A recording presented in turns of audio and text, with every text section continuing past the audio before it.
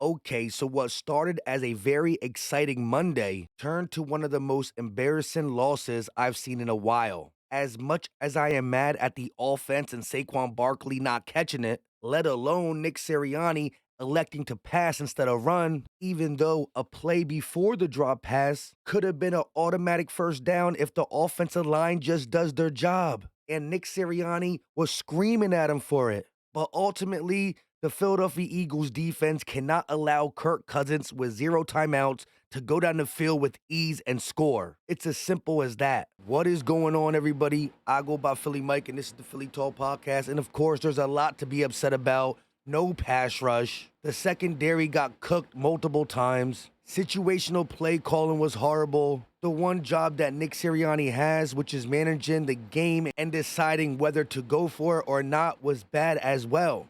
Nick Sirianni goes for it on 4th and 4 inside his 9 to start the game, but then doesn't go for it on 4th and 3 to end the game. At this point, I'm not even here to argue what was wrong or right, but be consistent with what you believe in. Now, I'll be the first to say that Nick Sirianni, Kellen Moore, whoever made the final decision to pass the ball to Saquon Barkley, running it there, could have allowed you to maybe go for it on 4th down, depending on what yardage you picked up.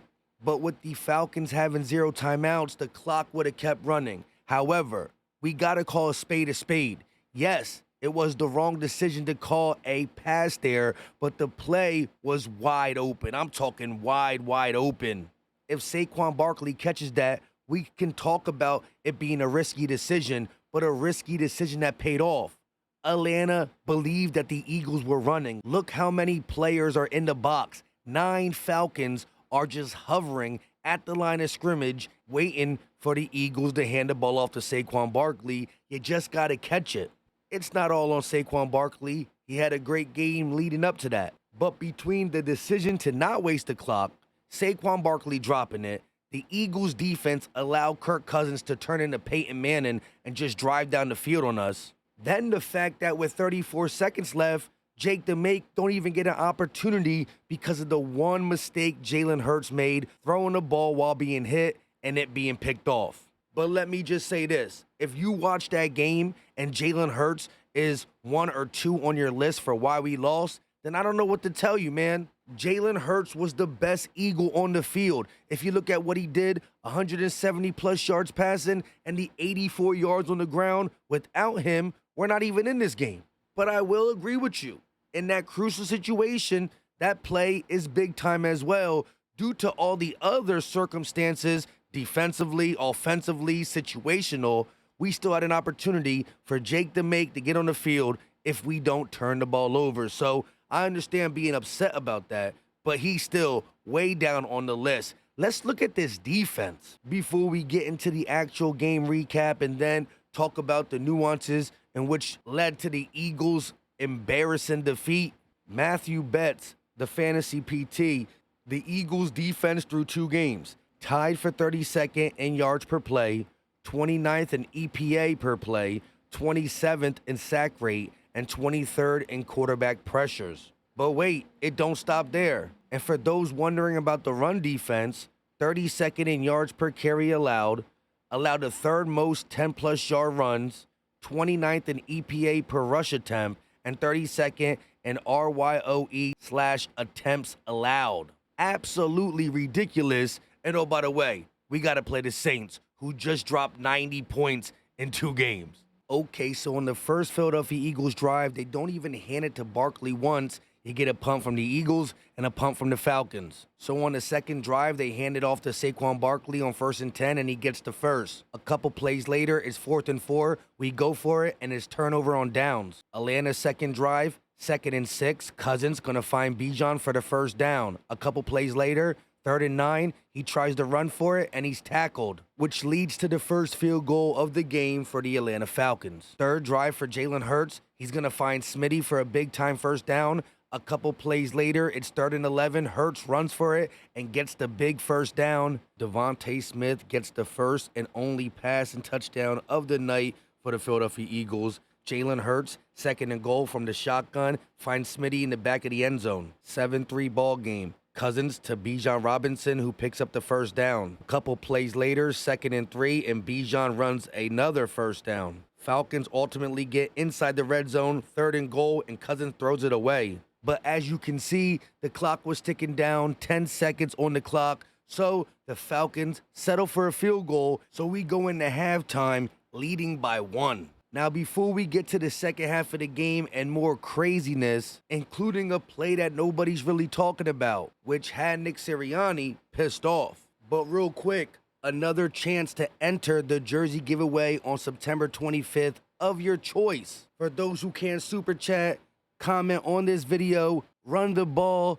You also got to make sure you smash that like button and are subscribed with notifications on, and you'll get entered into the jersey giveaway. Now, let's hear a word from our sponsor, Factor. Eat stress-free with Factor's delicious, ready-to-eat meals. Every fresh, never frozen meal is chef-crafted, dietitian approved, and ready to eat in just 2 minutes. Choose from weekly menu of 35 options, including popular options like Calorie Smart, Keto, Protein Plus, or Vegan and Veggie. Also discover more than 60 add-ons every week like breakfast, on-the-go lunch, snacks, and beverages to help you stay fueled and feel good all day long. What are you waiting for? Get started today and fuel up for your springtime goals. One of my favorite things about Factor is simply eliminate the hassle of prepping, cooking, or cleaning up. Simply heat and savor the good stuff. Plus, it's really flexible. I went to Virginia, paused my order, everything was good. When I came back, I got on my regularly scheduled program. You can add and subtract with ease. Head to Factor75.com or click the link below and use code PhillyMike50 to get 50% off your first Factor box and 20% off your next month of orders.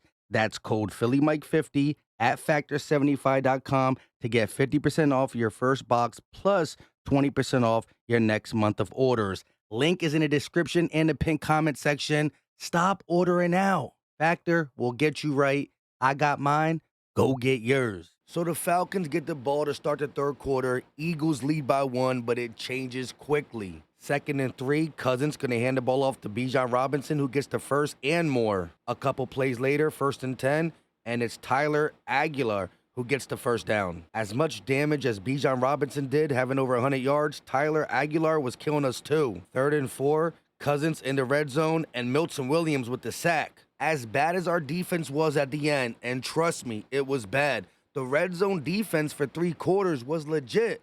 What happened? So the Falcons lead 9-7. 1st and 10, they're going to hand it to Saquon Barkley for the first down. Eagles still trailing by 2, looking to take the lead. A couple plays later, it's 2nd and 14, and Hurts finds Smitty, who gets the first. Now Jalen Hurts, facing a 2nd and 6, rolls out and finds Smitty for a big first. With no A.J. Brown, I thought guys like Dotson or Goddard would step up, but it was pretty much Devontae Smith or bust. 3rd and 3, blitz coming, Hurts to Smitty, and he can't hold on. I'm not going to lie, watching that live, I was upset at Smitty. I thought his hands could be stronger to not let that ball be punched out, but on the replay, Jesse Bates was all over that play. But again, 3rd and 3, why not run it? So the Eagles kick a field goal, and now they lead by 1. 3rd and 12, they find Kyle Pitts, but he's short of the first down. Kirk Cousins and the Falcons decide to go for it on 4th and 4 in their own territory. Cousins all day finds Ray for a first. And then the very next play,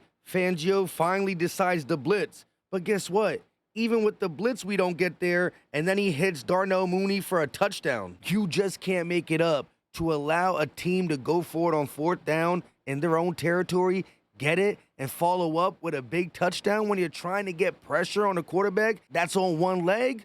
Ridiculous. The Falcons are trying to go for 2. Drake London can't haul it in. Q on the coverage. On to the 4th quarter. 3rd and 4. Hurts finds Covey for a big first. Now it's 1st and 10. They're going to give it to Saquon Barkley, who runs close to a first. A couple plays later, Hurts on the keeper finds himself inside the 10-yard line down to the 5. And of course, it's brotherly shove time, and the Eagles score and take the lead. We also go for 2. Barkley denied up high, but gets in down low. So it's the Falcons' ball, under 6 minutes left. The Eagles got the ball to start the 4th quarter. A 9-minute and 34-second drive. Now the Falcons get the ball, and the Eagles' defense looks good again, right? It's 1 possession good, One possession, horrible. Falcons are faced with a 4th and 1. Bijan can't get it due to C.J. Gardner-Johnson. So the Eagles run some more clock. 2 minutes left, 3rd and 1, brotherly shove time. Eagles go for it, and they get it. One more first down, and it's over. 3rd and 3.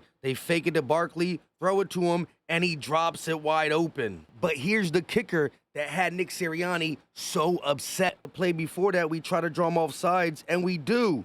Judon jumps in the neutral zone, but nobody on the left side of the Eagles' offensive line flinched to make the refs call that, which would have been an automatic first down. We clearly see Nick Sirianni upset, talking about get your head in the game. That could have ended it too. So again, the Eagles literally had a million ways to win this game, although they played bad. And they kept shooting themselves in the foot, just gave the game to the Atlanta Falcons, which was an absolute embarrassment. Eagles first to turnover on downs last possession. Cousins, 1st and 10, gets the quick pass on the Kobe Dean. Then he goes outside on Blankenship. The next play's on Quinyon Mitchell. And then Kirk Cousins on 3rd and 5 finds Drake Ludden in the back of the end zone. Again, Slay jumps inside and gets beat bad. I hear a lot of Quinyon Mitchell slander, and he wasn't good at the end of the game. But the rest of the game, he played very well. Slay was targeted 5 times and allowed 5 catches. This was the worst game from Slay. Not saying he's cooked, but man, Slay got to be better. One thing I will say about all these players, Saquon Barkley literally said, "We lost because I didn't catch the ball." Quinyon Mitchell said, "We lost because I allowed too many big plays at the end, putting Slay in a bad position." Slay simply said, "The loss is on me. I got to make a play there and stop that." C.J. Gardner-Johnson talking about his tackling wasn't up to par. Nobody is taking the easy road out. Nobody's pointing fingers at the opposite player. Everybody's taking accountability. And I know we don't want to hear it now, but this is a wake-up call.